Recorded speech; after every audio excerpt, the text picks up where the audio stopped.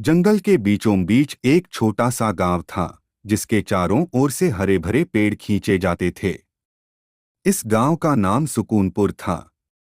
गांव के लोग बेहद शांत और मिलनसार थे, लेकिन एक दिन गांव में एक अजीब घटना घटी, जिसे अभिषेक ने चौंका दिया।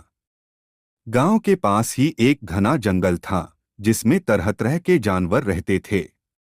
गांव के लोग अक्सर वहां शिकार करने जाते थे, लेकिन एक दिन गांव के मुखिया रामू काका ने जंगल में एक अजीबोगरीब रात बिताई। वे चले गए और तुरंत गांव वापस आ गए।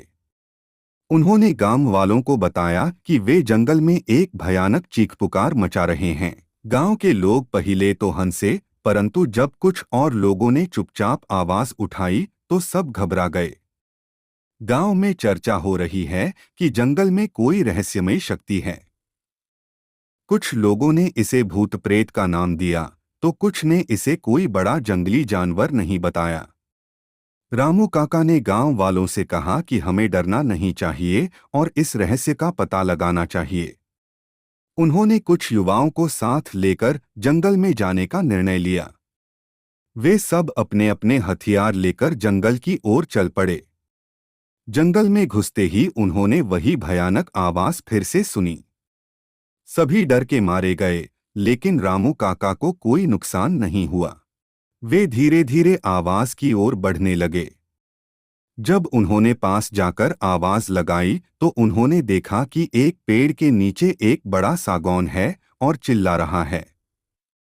रामू काका ने ध्यान से देखा और समझा कि ड्रैगन के पेट में कुछ अटक गया है, जिसके कारण वह चिल्ला रहा है। रामू काका ने गांव के युवाओं को साइन किया और सबने मिलकर ड्रैगन को शांत किया। उन्होंने देखा कि ड्रैगन के पेट में एक छोटा सा हिरण फंसा हुआ है।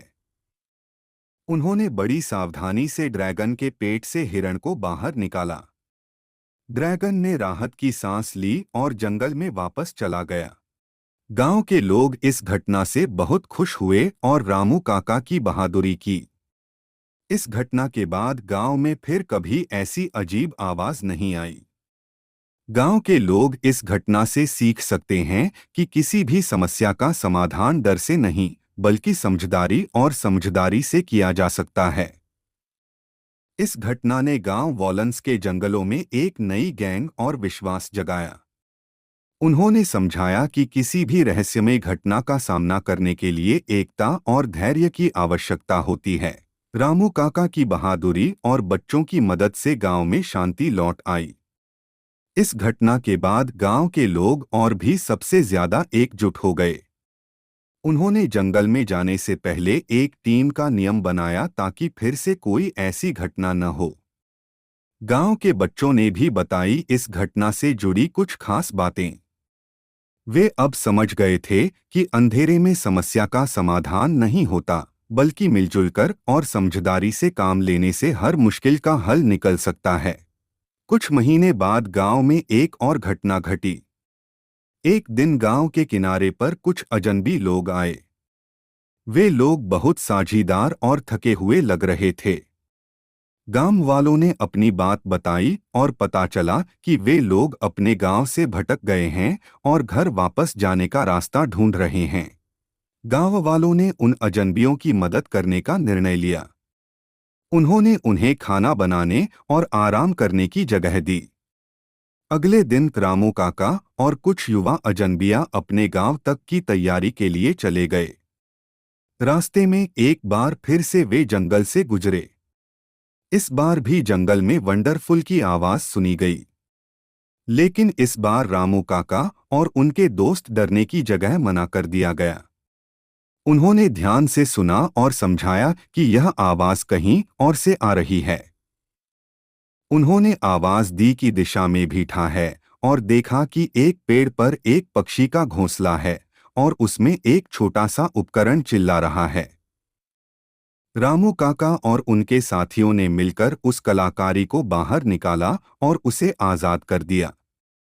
इस घटना में गांव वासियों को एक और सबक सिखाया गया कि हमें हमेशा संयमित रहना चाहिए और किसी भी समस्या का समाधान शांति और समझदारी से करना चाहिए। इस घटना के बाद गांव के लोग और भी एकजुट और मजबूत हो गए। उन्होंने एक दूसरे की मदद करने और हर समस्या का हल ढूंढने का संकल्प लिया।